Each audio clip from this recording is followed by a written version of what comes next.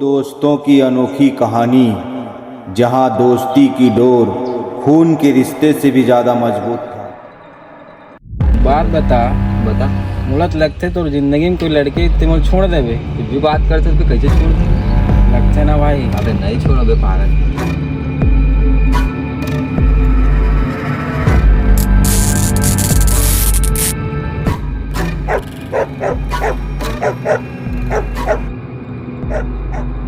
सियान मन कथे, लाश ला कभू अकेला नहीं छोड़े जाए, वरना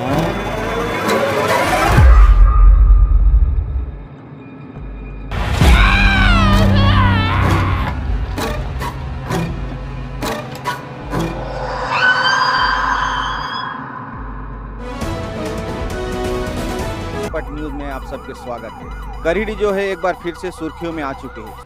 ऐसे कहाँ बात हुई यार ये लोग?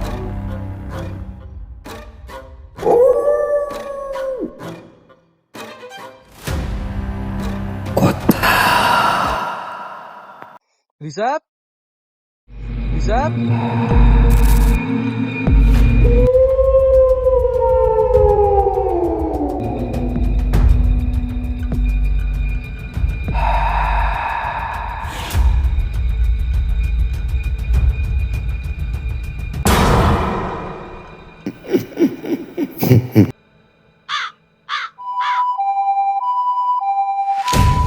ओम क्लीं क्लीं स्वाहा।